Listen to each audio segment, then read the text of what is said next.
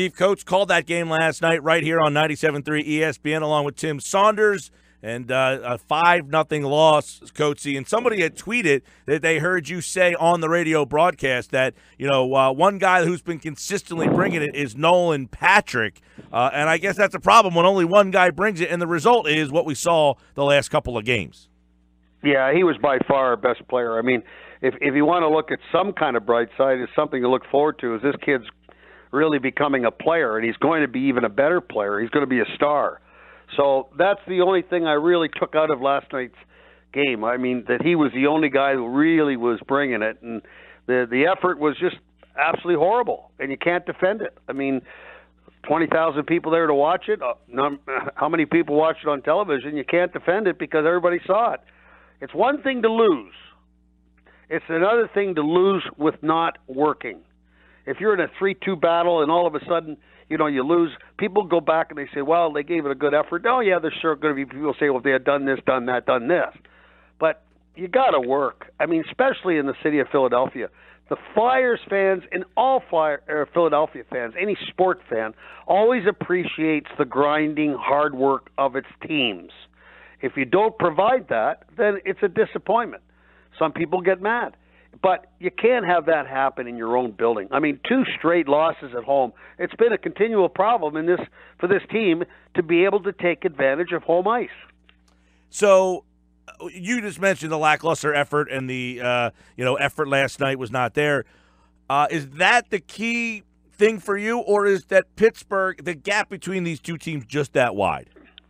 Well, I heard you talking about that prior to me coming on, and yeah, there's a gap. I mean, when you take a look at the lines, just the lines, the top 3 lines, and talk about their top 3 players, they've been spectacular. Malkin, Crosby, Kessel last night, you knew that he was going to break through sooner or later. Letang back on the blue line. How about the goaltender, Matt Murray? Unbelievable. So their good players have shown up.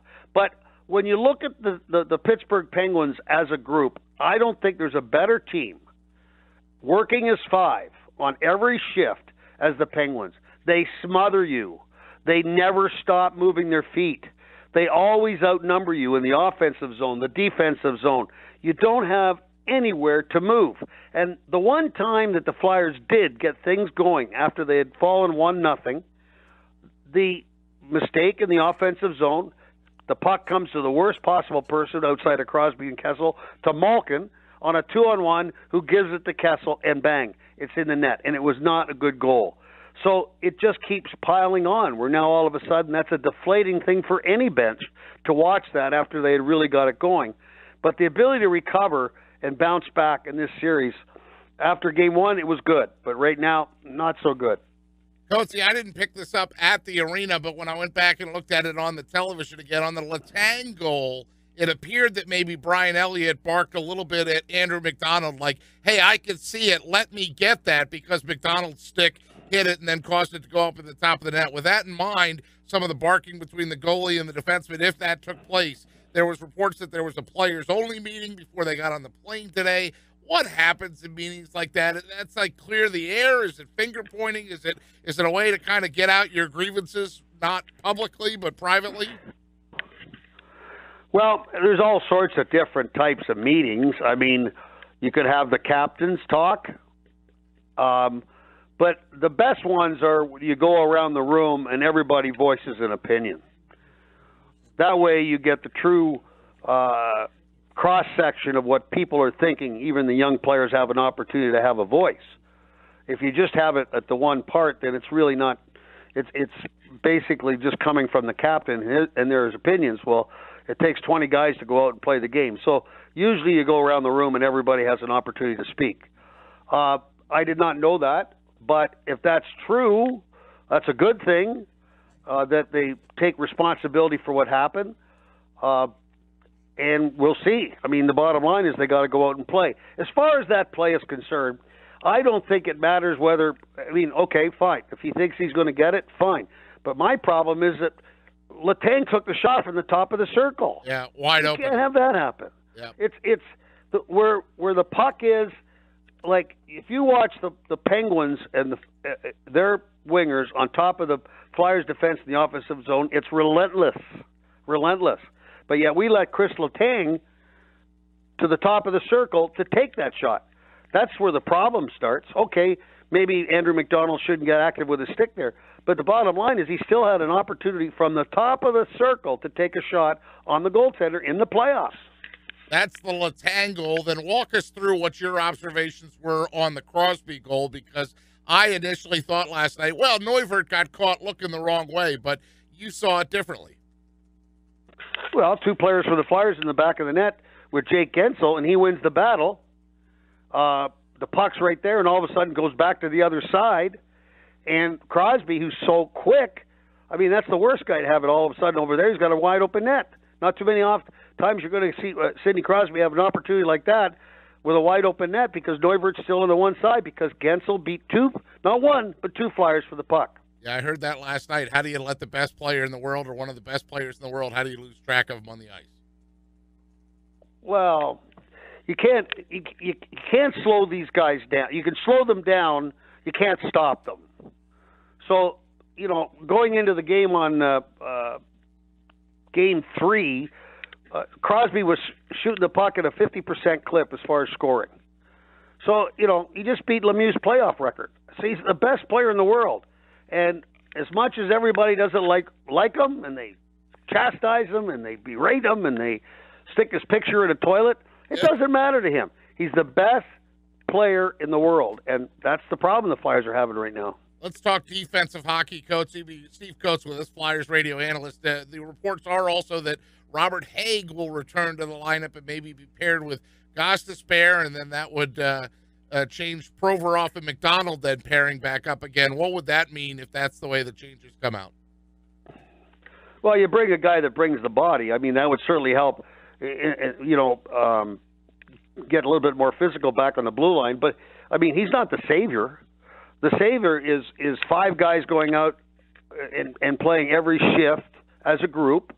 The goaltender coming up with a save that's important to the rhythm of the game. That goal by Elliott, the second one, was an absolute. It was just just stick a knife in your belly, because that just took the wind right out of the fans and everything, because the team had really got it going. So you've got to have your goaltender come up with the save at the most opportune time to keep your hockey club competitive. That did not happen. So in saying that, having Robert Haig back there, it's going to help. But let's be frank, Shane Gostisbehere has to play better, a lot better. We're looking at, the Sanheims and all these guys. Gostisbehere's logging a lot of the ice time with Provorov. Well, he's just got to play better. If you're the coach, do you go back to Neuvirth for the next game in Pittsburgh? Yes. But I'm not the coach, and they don't ask me. Well, let me ask you about Couturier being out. And I know, obviously, 5-0. It doesn't seem like a lot, but they were changing lines anyway. But do you think that maybe affected the players at all last night, realizing, man, that we're a little overmatched, and now we lose Couturier? I don't think that any professional hockey team should dwell on something like that. I've always looked at if a player gets hurt, then it's an opportunity for another player to excel. That's the way you'd like to think. But in the scheme of things, they all know in that locker room they're missing a key part of their lineup. And it hurts you on your penalty kill, it hurts you on your power play, and it hurts you on 5-on-5. As just yesterday, he was nominated as one of the top defensive forwards in the National Hockey League. So, yeah, it hurts, but that's not an excuse to lose 5-0 at home. I mean, there's no excuse for that. So they've got an opportunity here to right the ship. Hopefully, I don't know if Couturier is going to be back or not, but hopefully they can provide a representation of the Flyers and the Flyers brand and the Flyers history of what hard work is, and that's what it's about.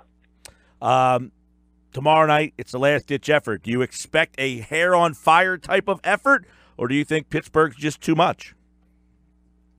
I would say that you got to come out and just slow them down. You don't need to put on a show here. I think that what you do is if you can slow them down the neutral zone, play a 1-2-2, Stop the odd man rushes. Let the goaltender make the save. Let the goaltender see the puck. Then just stay close. You don't want to get into a run and gun or a racehorse with this group because they're going to just come at you with these odd man rushes. They're not going to quit. They're going to come after you all the time. So slow it down a little bit. See if you can do that. That's the way I would do it. We'll wait and see what happens. All right, Steve Coates here tomorrow night, 7 o'clock. You can listen to the game on 97.3 ESPN, Game 5 between the Flyers and Penguins as the series. Are you in Pittsburgh there, Pete, Coatesy? What's that? You in Pittsburgh yet? Yeah, I'm here. Get your Permani brothers? I'm looking at it right now. Well, I'm up on the 14th floor of the hotel. I'm looking right at your favorite restaurant. I would like you to give me a full report on that sandwich.